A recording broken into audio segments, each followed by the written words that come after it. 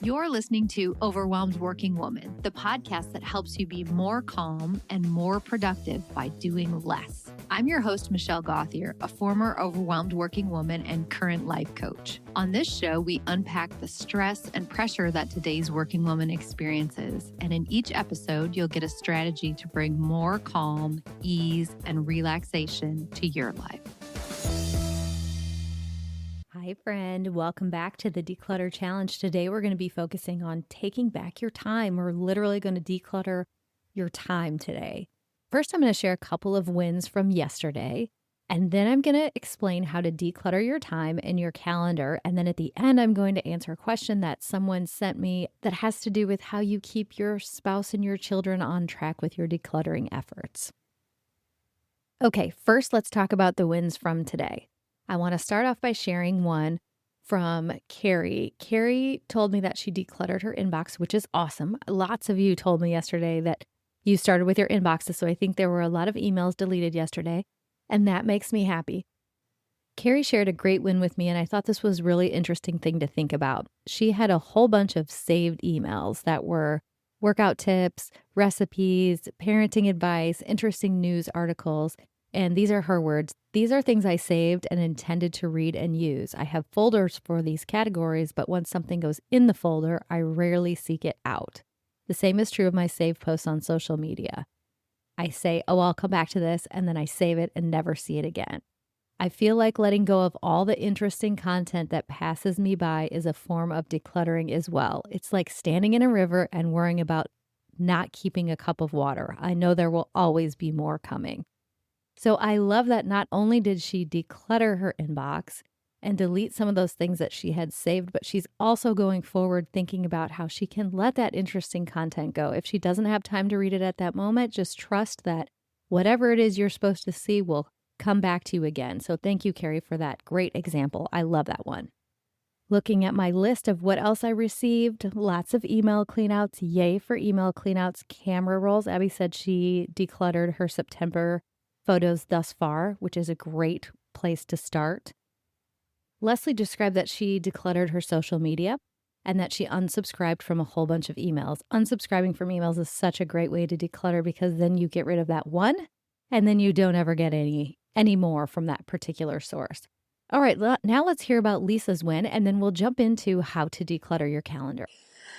Hey, Michelle, I can't believe I'm telling you this, but my inbox is currently at 1, which is wild because it used to be at like 99,000.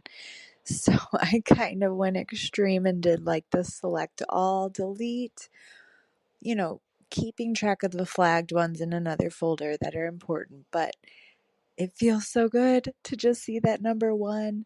And I hope I can stay on top of this because, yes, the digital mental clutter and overwhelm was real, but now it's no more. So thank you. How great is that? Way to go, Lisa.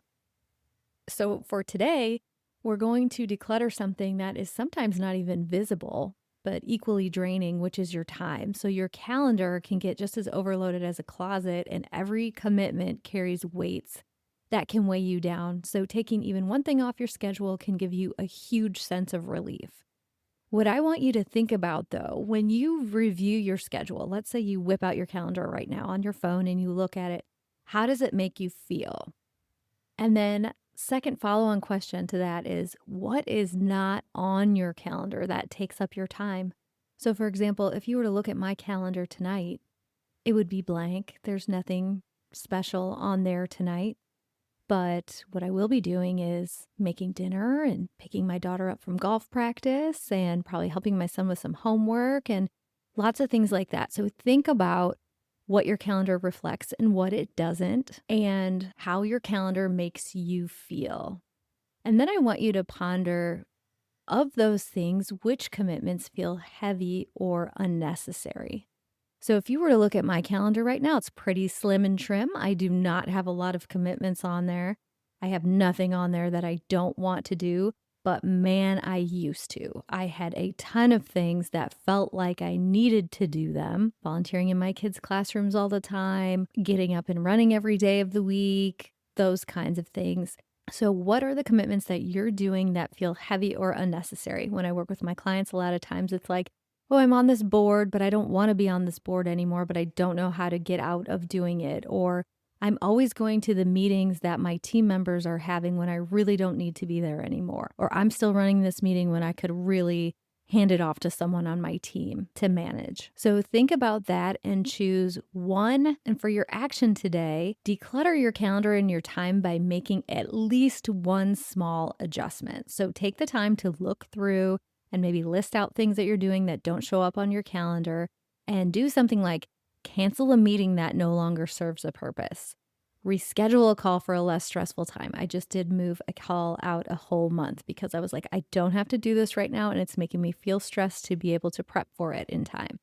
Delete a recurring event that doesn't fit anymore. Or if you have one of those things on your calendar where you've blocked yourself so that you have free time, but you never actually use it, just take it off your calendar. Or if you don't want to like delete stuff and stop doing them, what's one thing you could skip this week, just this 1 week, to make some more space for yourself?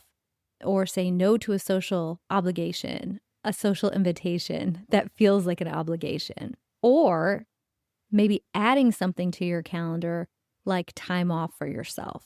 So for example, I was just talking to one of my clients who was spending 30 minutes on her lunch hour just sitting in her car and meditating and journaling. So could you block off some time like that? And after you decide what your thing is, I would love to hear from you either via email. If you're doing the challenge, you got an email from me this morning, so reply back to that, or send me a voice note and tell me what you did to declutter your time and your schedule today and how it made you feel. I would love to share your win, or I would love to answer any questions you have about how to do this. So just like we've talked about on the other days, you take everything out. So in this case, look at everything on your schedule. Just like the digital decluttering, think about the delete step first. So what can you delete? Is there something that you can literally just say, I'm not going to do this anymore? And then look at, is there something I could move to a time that feels less stressful to me? And then just straighten up your calendar, make sure you've got white space in there, and let me know how you feel. Just a reminder, every time you share with me, you get entered for one of our prizes. Our prizes are the Sunday basket organizing system, a cutesy little label maker. It's like the size of a phone, and it just prints out automatically. It's so fun. It just makes me happy. And then the last one is a half-hour coaching session with me. Now let's listen to today's listener question. Hi, Michelle. This is Tina here.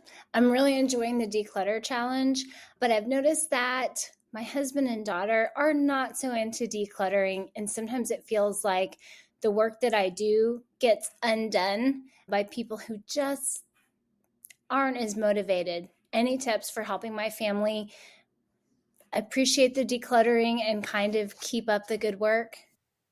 Great question, Tina, and something that probably has happened to all of us at one time or another, where we get really motivated to declutter something in our families. Like, what are you doing? In fact, on Monday, when I did my micro declutter with our family's water bottles, I put the discarded items that were going to be given away or recycled in a box. And I thought, I'm just going to leave this here because I'm going to be decluttering all week. So I'll have definitely stuff to take to Goodwill by Friday. Everyone who's come in my house is like, what is this? What are you giving away? They're trying to, my kids especially, I really like this water bottle. I use this one all the time. I'm like, you don't. It hasn't had a lid for 3 years. Come on. So I think the problem that you're having is very common. Here are my tips. First, do the what's in your control and what's out of your control. You could just make a list of that. So what's in your control is what you think about the decluttering, what you do, and how you feel about that. And what's out of your control is whether they like it or not, whether they adhere to this new neatness that you have put in place, and how they feel about it. I know that's frustrating, but I think it's important to first acknowledge that truth. Now, what I have found is that when someone changes something for the better, people in their family notice and they usually follow suit. So I don't think that there's a way for you to make them like it or become more motivated. But what I've found in my own personal experience, because I do force my kids to declutter their rooms, I definitely do. That is in my control because I'm their mother and they live in my house. Tougher with a spouse, which I don't have. So I don't have to have that particular issue. but I do make them declutter and I help them and I show them how to do it and I teach them how to do it. So they're teenagers. They've been doing this for their whole lives, but I still help them do it. And every single time I will notice that they hang out in their room more. They like being in there more. And I will ask them, how does it feel in here when we start? And then how does it feel in here when we're finished? And I think that just helps them learn to appreciate it. And it is funny now, I might have created a monster because their rooms still totally get messy like teenagers' rooms do. Definitely. But if our shared family space, we have like a kitchen and a TV room that's attached into one open room. And if it's messy in there, they don't like it either. They'll say, why does it feel so cluttery in here? Let's pick it up.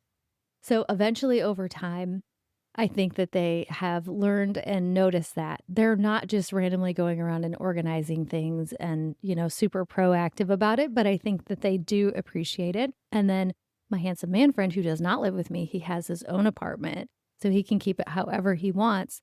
I would love to go in there and declutter the whole entire thing. He would not love for me to do that. So I just have to let that be out of my control. But I have noticed too that when he starts feeling overwhelmed in his house, that he will do the same. So I would say, know what's in your control, focus on what's in your control, and then stay the course. If any of you guys listening have good tips for how you have managed this at your house, tell me. Send me an email today and let me know, or send me a message on Instagram and let me know, and I will share it on the podcast.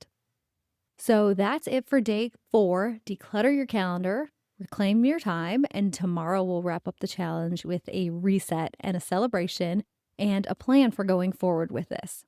All right, talk to you tomorrow.